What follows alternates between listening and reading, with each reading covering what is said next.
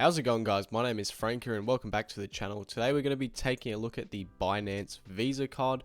We're going to be looking at all the features that it has, the rewards that are available, and basically hopefully help you guys decide whether or not the Binance Visa Card is the right card for you to use in your day-to-day life. So let's jump straight into it now. So the Binance Visa Card allows users to spend fiat or a selected amount of cryptocurrencies just through a normal Visa card. Anywhere Visa is accepted, you can obviously spend your fiat or crypto, and then in return for that you'll earn a cashback reward. So let's start off. So obviously fiat is, you can use fiat to spend, or you can spend using this, you can pick out of this list of cryptocurrencies, so BNB, Binance US dollar, USDT, Bitcoin, ETH, a whole bunch of different cryptocurrencies that are supported. So you can spend your cryptocurrencies or your fiat and then get a cashback return, in return for your spending. So what sort of rewards does Binance offer? So as you can see here, it says that you can earn up to 8% BNB cashback every time you spend, because we're on the Euro, or like the European Union part of Binance, I think, at the moment. So every time you spend euros or whatever your local currency is, or crypto, so every time you spend you can earn cashback rewards. So let's take a deeper dive into this. So how exactly does this work? So the way it works is, depending on your BNB monthly average balance in Binance, that will determine how much cashback you get. So you can see here that we've got if you hold 0 BNB, you get 0.1% cashback. If you hold 1 BNB, you get 2%, 10, 3%, 40, 4%, 100, 5, 250, 6%, 6, 100 BNB, you can get 8% cashback. Now, if we have a look at the price of BNB today, this is Binance to US dollars.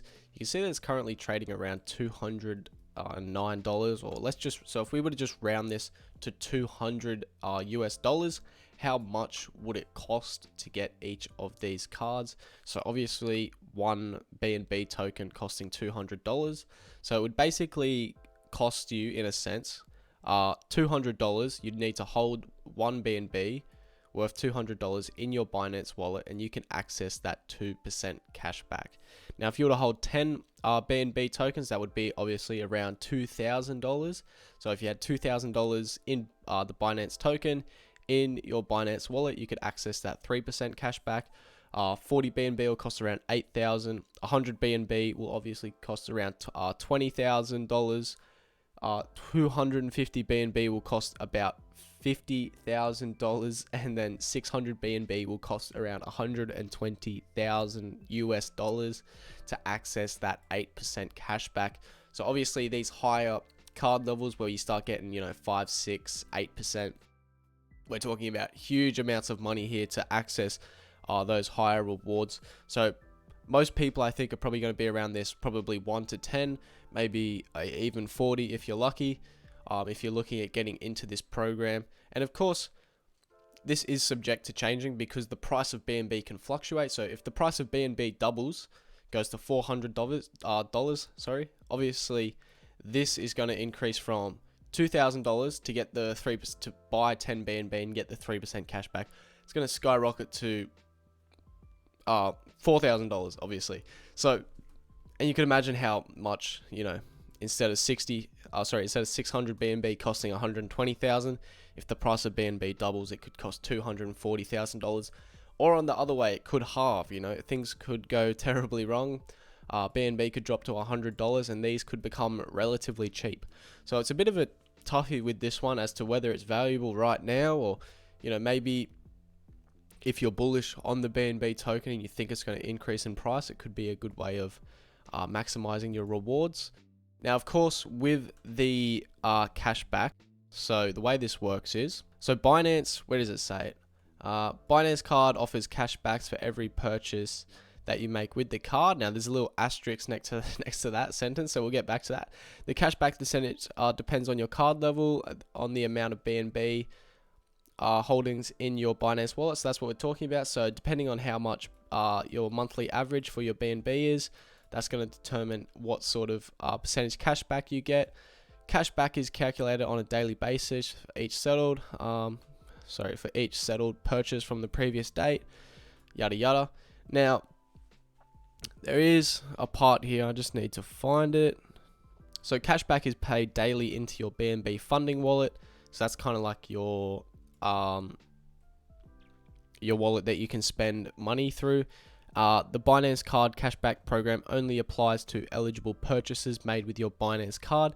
The list of qualified merchants and conditions is subject to change at Binance sole discretion. So they do offer cashback on all your spending, but there are going to be some merchants that they do not offer cashback for. So I know that with the Crypto.com card, they don't offer cashback for things like insurance, any like transfers, like bank transfers or anything like that. There's a whole bunch of different merchants that you won't be able to get cashback with. But I think for the most part, you know, your main spending that you're going to be doing, your day-to-day spending like your groceries, anything, you know, buying fuel, whatever, that will be all good. You'll get cash back for that. It'll just be big things like insurance. You know, obviously any mortgages or anything, you can't be getting, you know, 8% cash back on a mortgage or anything like that. That would be crazy. So obviously that is just to help protect Binance so they don't go broke, basically. But yeah, so for the most part, most of your everyday spending will be able to get cash back, but there will be a few things that you can't get cash back on. So there are some other limitations to the cash back. So that depending on your card level, you do have a monthly cap. Now this is in euros because, as I said, I'm on the euro page at the moment. Basically, now it will change depending. Hopefully, you guys, yeah, you can see that.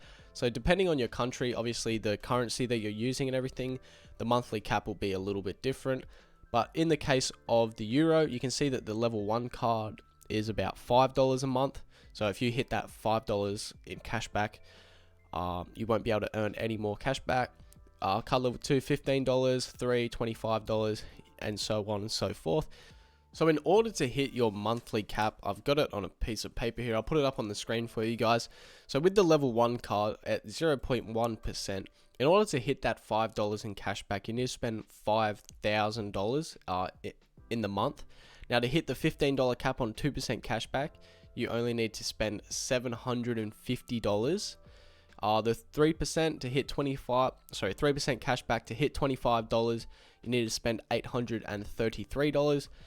Levels to hit the $40 and $50 at those card levels, you need to spend $1,000 a month, and then to hit the $75 and $100 at level 6 and 7, you need to spend $1,250. So it's not a lot of money that you can spend realistically before you hit that monthly cap. That is in euros, so you know you got to do a little bit of converting depending on where you live. It might be, you know, $1,000 might sound like a little bit, but it might be a bit more because the euro is a bit valuable. So in Australia, we got to double it. Things like that. America, it's normally $1.5 US dollar to €1, something like that.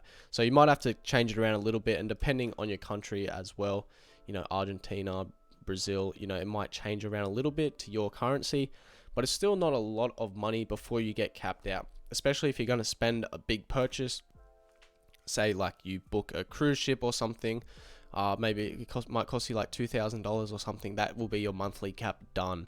So it's a bit of a toughie, especially with these higher cards where, you know, if you've got, you know, $120,000 in PNB and you're earning 8% cash back, chances are you're probably spending more than, you know, $1,250 you know, every month. You're probably a bit wealthy, you want to splurge out a little bit, but you are capped out at a particular point, which is unfortunate. But obviously Binance need to protect themselves. They don't want to just be giving out massive amounts of money, so it's understandable, but still quite unfortunate. So it is free to get the Binance Visa card, as we're looking at. You can, for, you know, even if you hold no BNB whatsoever, you can still get that 0.1% cash back, and there are no lock-in periods or anything with this because it is based on just your holdings. So the card, your rewards are just going to be based on your holdings. They're not like necessarily tied together or anything like that. There's no lock-in periods, anything like that. There's no annual fees. Binance will ship out your first card for you, and then obviously if you damage that card or lose it, you need to pay a small fee. I think they said it was about €20 to get a new card, but still completely free, no fees whatsoever, and you can access that 0.1% straight away, basically, even if you don't have any BNB. Now, the Binance Visa Card is supported by Google and Samsung Pay, so I'm not sure about Apple Pay, but so what happens is when you order the card, obviously they need to ship it to you, so in the interim you can use the Google and Samsung Pay until you get your physical card, and that way you can go out and spend your money. So the next question is really, where is the Binance Visa Card available? This is the big question for, I think, a lot of people. So if we just have a look on this one here, the Binance card is available to Binance users living in the following countries. So we have a lot of countries here. If you guys want to read through it and see if yours is on there.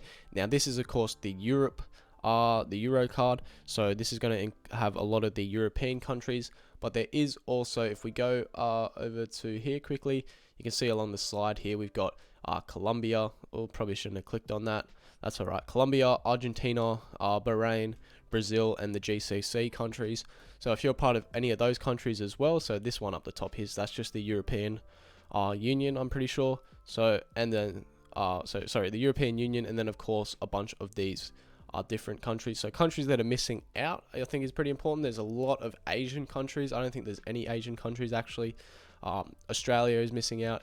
The United States is not a part of it. So if you're from, if you're not from any of these countries, or Colombia, Argentina, Bahrain, Brazil, or the GCC countries, you cannot access the Binance Visa Card. So as I say, that includes Australia, New Zealand, Asia, United States, most of North America.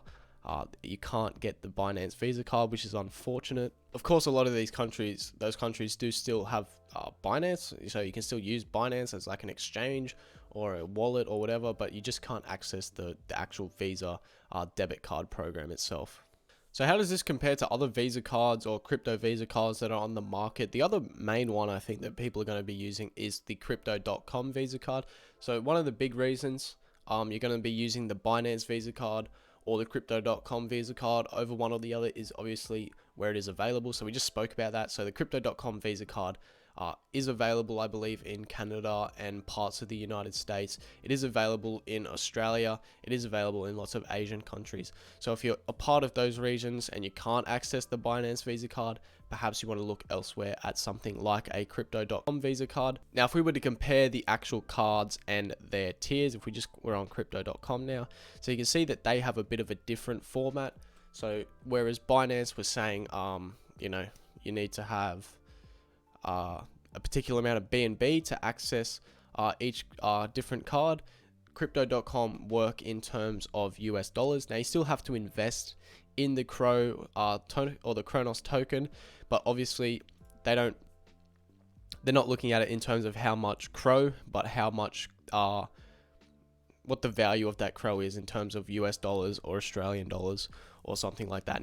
Now do remember, so we're talking about euros before. This time we're talking about US dollars. So with the Ruby Steel card, or with Crypto.com, sorry, you have to lock away the money as well. So in order to access the benefits, you do have to have that particular amount of Crow, however much, $440,000, $4,000 or $400 locked away. Whereas Binance, they're not, you only need to have it in your wallet just on a monthly average. So it works a little bit differently. But if we have a look at the rewards, you can see that with the $400 card, you do get 1% cash back. And now that does have a cap as well, but it's at $25 US. And you do also have Spotify for the first 6 months. Now the Royal Indigo and Jade Green, this one is $4,000 US. You're going to get 2% cash back, $50 monthly cap, and then you get Spotify and Netflix for the first 6 months. Now you do also with this one get 4% interest on your Crow lockup. So 4% interest, 2% cash back, and some Spotify and Netflix. Now with the $40,000 card, you get 8% interest on your Crow lockup. Then you get 3% cash back, and you do get Spotify, Netflix, Amazon Prime, all reimbursed. Sorry, and they don't have like a 6-month time period or anything like that. You just get that basically forever. And then of course the Obsidian card, this one costs $400,000 US, or a $400,000 Crow lockup, I should say. And then That one you get 5% cash back, and sorry, I forgot to forget, with these two there are no monthly cash, which could be a really big reason. As we're looking at the Binance card, even those higher tier cards, they do have monthly caps. So with this one, you're kind of free to go crazy. Now you do get Spotify, Netflix, Amazon Prime. You get some, I think it's 10% off Expedia. Yeah, 10% off Airbnb, a couple different other small things, and that 8% interest, of course, which is pretty crazy. 8% interest on $400,000 worth of Crow is a lot of money every year. So how do these stack up? Well, if we have a look at the Binance, the Binance card. So obviously, if you had just one BNB locked away, so that'll cost you about, $200 US. You get 2% cash back on that, compared to the Crypto.com card. It's $400 US, and you only get 1% cash back. So at the moment, right now, with the price of BNB, I would say that the lower tier BNB cards are probably better at the moment, just based on the fact that you get that higher cashback reward. Now with the Royal Indigo and Jade Green, if we have a look, we've got the 10 BNB. That'll cost about 10 BNB will cost roughly $2,000. So for $2,000 US in BNB, you can get 3% cash back compared to 2% cash back on the Crypto.com card. Now, of course, you do also earn 4% interest on your Crow lockup, so you got to put that into consideration. Now, if we look at the $40,000 card, the one that's closest to that is probably the 250 BNB card. That's the level 6 card. That'll cost you about, if Binance or BNB tokens, about $200 each. That'll cost you about $50,000. So they're similar in price, but with that one, you do get 6% cash back with Binance. Now, compared to Crypto.com, you only get 3% cash back. But as we said, you get that 8% interest. You get the Spotify, Netflix, Amazon Prime, and there's no monthly cap with how much you can earn, basically. And then obviously Binance do not have really anything close to the $400,000 US card at the moment. Their big one is the 600 BNB tokens, which is at BNB costing $200, which it is roughly at the moment. That'll cost you about $120,000, and you'll get 8% cash back compared to 5% cash back. But as we said, with this one, you earn interest. With the Crypto.com card, you earn interest. You get Spotify, Netflix, Amazon Prime, and there are no monthly caps on the cashback rewards. So that is important to take into consideration. As we were just looking at, it's kind of a toughie to decide which one's better between the Binance card and the Crypto.com Visa card. They both have their positives and negatives. I think the big one for most people will be just basically depending on where you live. But I would say that the lower tier Binance cards are probably slightly better depending on your spending habits, because of course the Binance card does have those monthly caps. But if you're looking for higher cashback at a lower cost, you're probably looking at something like the Binance card. But the Crypto.com Visa card also does have the Spotify and Netflix.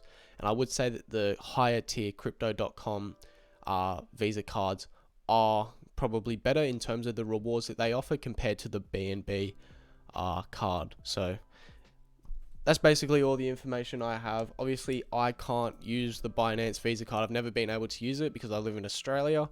So I can only give you guys the information. I can't talk from personal experience, but hopefully this does give you guys a decent idea of what the Binance card has to offer, what you can earn with it, whether it's worth your time or not. That is totally up to you guys. If you did enjoy, remember to like and subscribe. I do have some referral codes down below for a couple of different Australian exchanges and Crypto.com, so feel free to use those. If you have any questions, ask them down below. I do upload weekly, and we're pushing for 200 subs at the moment, I believe. So if we could get up to that number, that would be awesome. Anyways, guys, you have a great weekend, and I'll see you in the next one.